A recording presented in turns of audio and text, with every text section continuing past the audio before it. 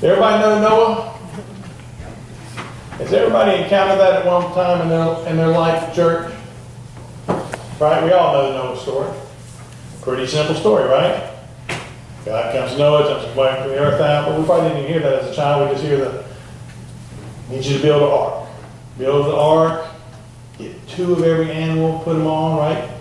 The animals that came on, what? By twosies, isn't that how the song goes? You ever heard that song? You don't know that song? The animals, they came on by twosies. You don't know that song? Lions, tigers, kangaroo. You don't know that song? Come on now, that's the story. Children, I'll have to teach it to you another time. Anyway, that's how the story goes. And he brings them on, right? And he gets on the ark, and it rains, and it rains, and it rains, and it rains, and it rains for 40 days and 40 nights. And finally, finds land, and everything turns out hunky-dory, and he makes a covenant with him, and we get the rainbow. That's the story, right? Is that how you remember it? Is that it? That's it? Does that pretty much cover it? Yeah. It does if you're 6. If you're 6 years old, that covers it. But there's not too many 6-year-olds in here. Anybody 6? Everybody's over 6. All right, you're ready for the adult version. There's more to it than that. And we have to look at scriptures. We always read scriptures as a 6-year-old, or as the stories that we hear coming up in Sunday school or in church, and that's how we'll always remember.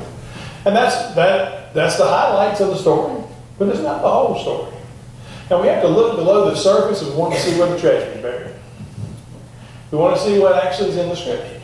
Because there's a lot that's demonstrated here, but if we want to see it, I know Gail's not here, so let me look to the left. For those of you who weren't here last week, Gail told me I had to look to the left. But there's more to it than that, and we have to look. We always remember things as a child. We'll only know things as a child. We'll know a little bit. It's hard to make an argument if you only know a little bit. We want to know more than that. We want to, as adults, we want to dwell a little bit deeper into it. It's kind of like the story. I'm reminded of the story of the young man who had just got his driver's license, and he came home to his dad, who was a minister, and he said, "Dad, we need to discuss the use of the car." His dad said, "Well, I'll make a deal with you." He said, "You bring your grades up, and you study your Bible a little bit, and you get your hair cut, and I'll discuss it with you." And the boy said, "Well, okay." So a month later, the dad calls the boy to his study and said, "I want to just tell you how proud I am of you, son. You brought your grades up." He said, "You've been studying the Bible every night I've seen you." He said, "But you didn't get your hair cut." And the boy said, "Yes, but I want to point something out to you." He said, "Samson had long hair. Moses had long hair. Noah had long hair. And Jesus had long hair, Dad." And Dad said, "You're absolutely right. You are absolutely right. They did all have long hair. And they also walked everywhere they went." If we're going to present an argument, we got to have more than just the circumstantial facts, right? We got to have all the facts, and that's what we're looking at. I was searching this week for Noah's Ark on the internet. I found this thing that had a nice picture of the Ark and coloring in and stuff, and it said everything I needed to know I learned from Noah's Ark. I'm going to read you some of the things it said here. I really wish y'all had known that song, but this is what it said. It said, this is what he learned from Noah's Ark. It said, plan ahead. It said, it wasn't raining when Noah built the ark. Good point. Stay fit. You never know when you're 600 years old that somebody might have something big for you to do. Good point. Let's try something different here.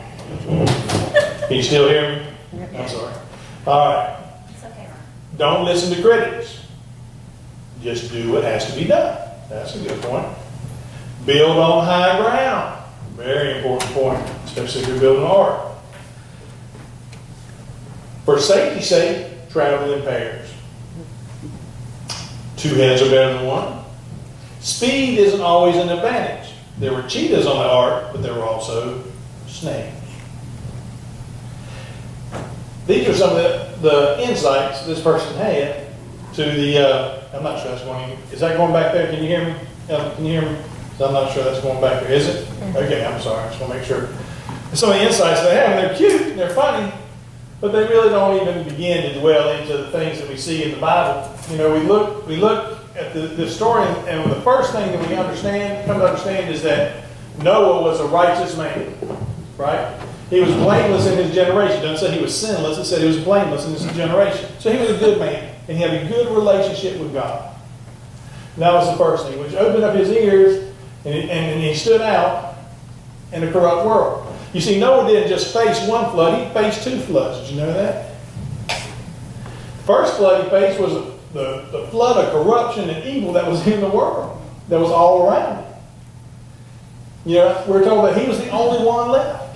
The only one left who believed in God. So he had been surrounded by folks who did. Yet he stuck to what he believed. So he had already survived that flood. And what did God do? He came and he recognized Noah as being the one that stood out, that was doing what he was supposed to be doing, that was a blameless, righteous man. And he told him to build an ark. Now what that was, we said, well, why? What was that about? He said, that was a 120-year second chance. That's how long it took Noah to build the ark, 120 years. And all that time that he was building that ark, he was preaching to those people who came by and saw that ark. You couldn't miss it. You don't miss a boat that big in the middle of nowhere. I tell you what, if you don't believe me, try to build a boat that big on your lot and see if somebody doesn't notice you. I guarantee you the building inspector will be there. Am I right? It won't take long before they're going to be requiring some permits, right? But 120 years, it was 120 years that he gave Earth, the people on Earth, to change their ways. I mean, because Noah wasn't just called to build this ark, but he was called to preach. To tell people to repent, turn from what you're doing. And you know, I used to think I was a poor preacher until I realized that he had 120 years, not one person, James. I mean, I've only been at this a few years. I mean, if he preached for 120 years, he was good with God. I mean, so I figure I'm all right. But that's what he did. I mean, Noah came. God came to Noah and spoke to him. And told him, gave him instructions to build his ark. And I mean, can you imagine that conversation? Can you imagine God coming to you and telling you, I want you to build an ark? My first question will be, what's an ark? Because I don't, you know. And then he said, I want you to build an ark. No, I don't want you to build an ark because I'm going to send flood waters. And I want you and your family to be saved. So, okay, I'm good with that. I want it to be 300 cubits long by 75 cubits wide by 30 cubits, no, is that right? 30 cubits tall. 50, 30.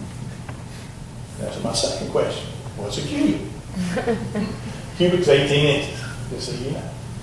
So basically, the size of the thing, so I mean, if I'm Noah, I'm saying, me and my family, it's just me and my wife, 3 sons, 3 wives, 8 people. 8 people, and you want me to build a boat that is the size of a football, as long as a football field and a half. Now remember, there weren't no power tools. So I mean, for those of you think, I mean, I'm sitting here thinking, well, you know, that's a pretty big job, but with a, you know, the wall screwdriver, and I might be able to get it done. I don't know. But there were no power tools. So he's got to build this by hand. Basically, a cruise line. I mean, what he's asking him to build. One person. Or he had the sons, but basically one person. That's quite an assignment, wouldn't you say?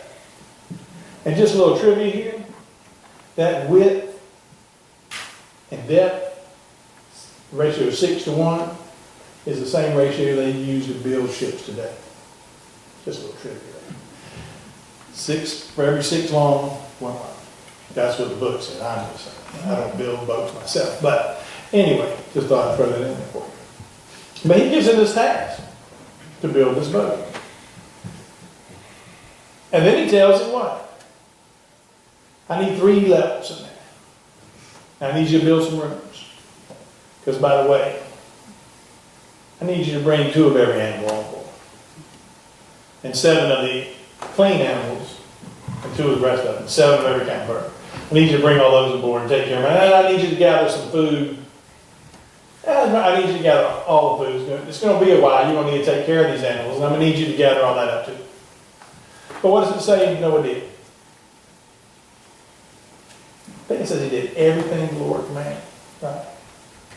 Didn't say he did some of it. Didn't say, because my thing would be like, me and my family can fit on a boat. Let's go 60 feet outside. I mean, that's going to give us plenty of room. Get there. I think we'll be good with a 60-foot boat,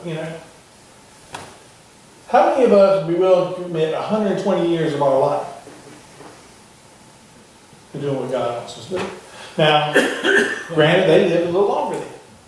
But 120 years in anybody's time, the closest thing we would have would be to commit our whole lives to God, to pleasing God, to doing what God says. That's the clearest scenario we would have. Right? But he did. That's what he did. And can you imagine the slack he got from the neighbors? Seriously, I mean, you think about it. It took 120 years to build this monstrosity of a boat. And every day the neighbors are walking by. When they go for their evening stroll. Maybe walking the dog, I don't know. But as they're walking, and they're looking at this thing. Now, what do you think they're saying? What in the world has that man got up on blocks in his front yard? What is he doing over there? Don't you think he caught a little slack? Don't you think they wanted to form a neighborhood association? Make some rules? We can keep Noah out of here. Somebody called the county. Because, there's got to be some rules against this somewhere. I mean, I would imagine he was the brunt of about every joke there could be in that time. Wouldn't you say? Not only wasn't he like them, he was telling them they needed to change.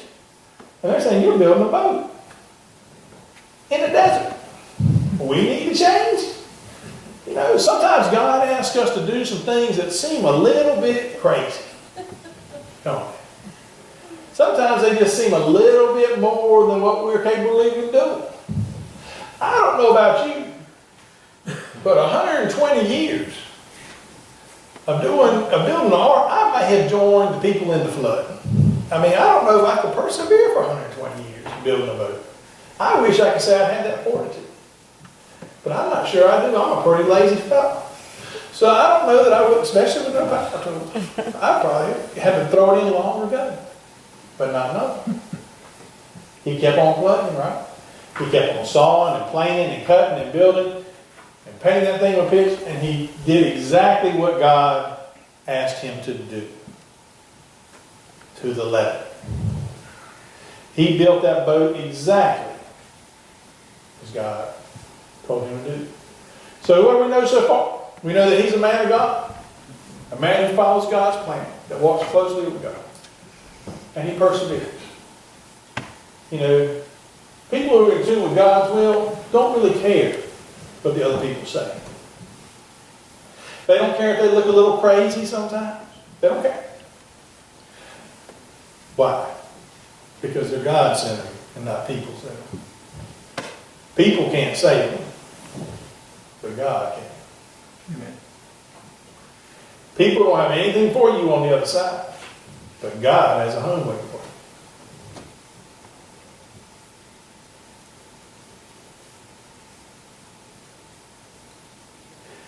People are not the answer.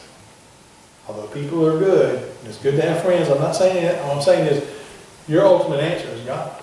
You should care less about what people think about you and more about what God thinks about you. We should be God-centered people. Because you know what? We're not 600 years old, but we got work to do. We got work to do. There's a lot of folks that don't know Jesus Christ. A lot of folks don't know the story of God. Right? We have to have a vision like Noah had a vision. We have to be working towards the end, towards the means. We need to work in that direction.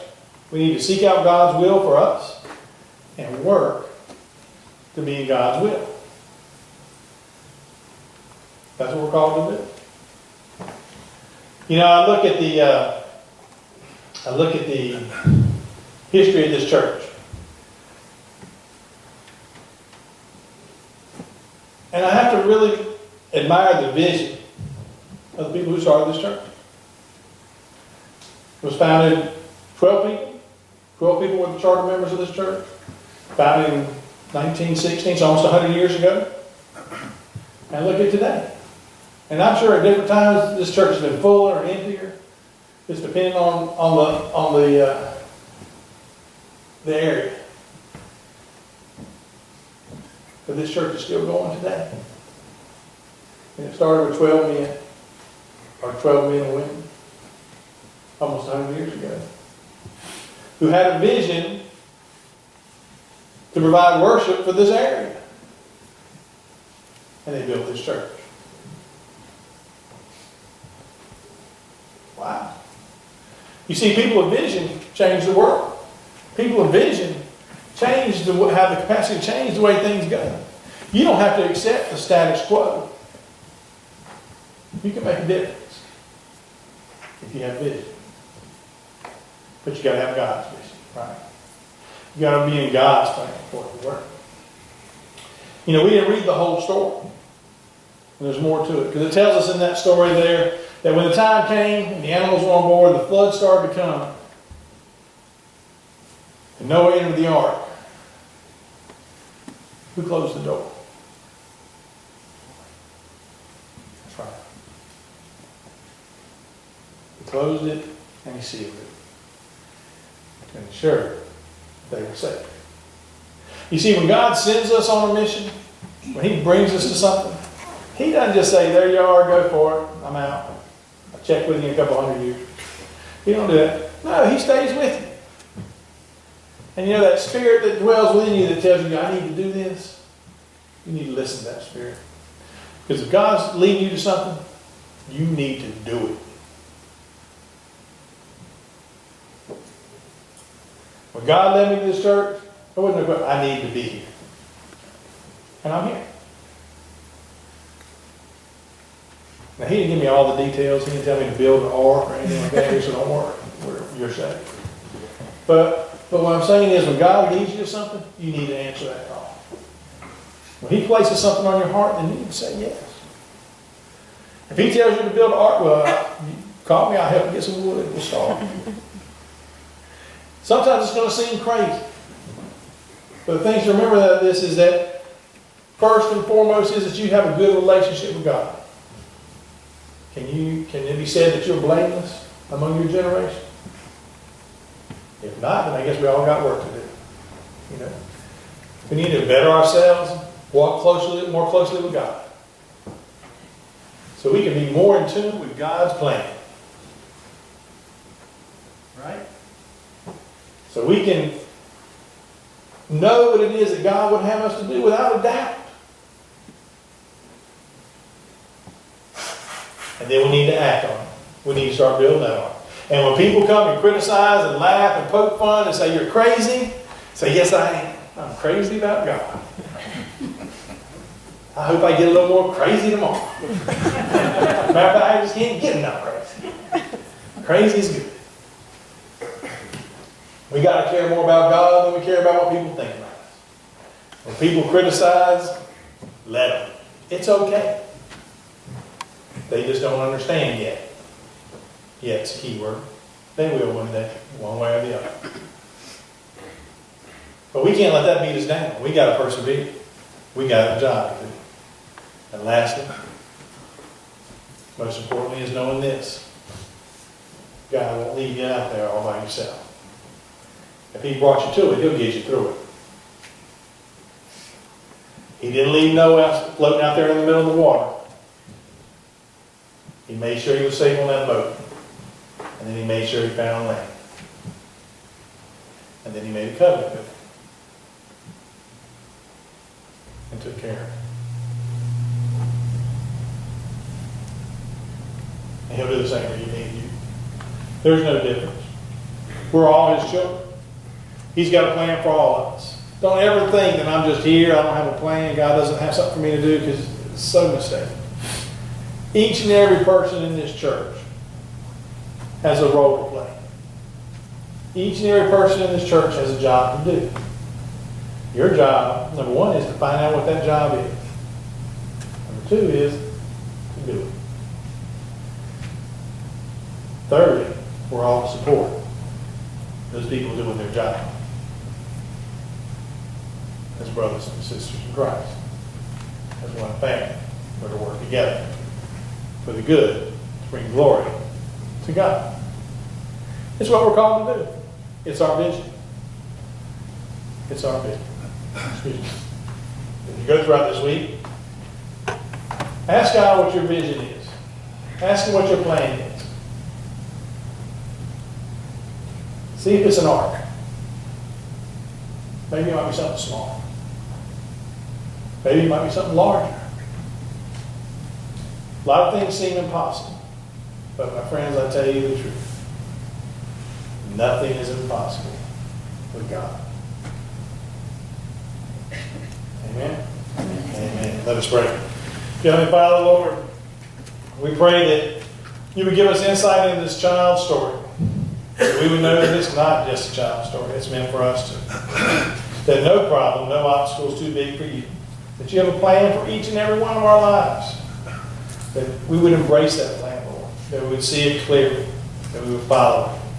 And that we would, most of all, have a closer walk with you. We ask all this in your Son's name. Amen. Our hymnal response this morning is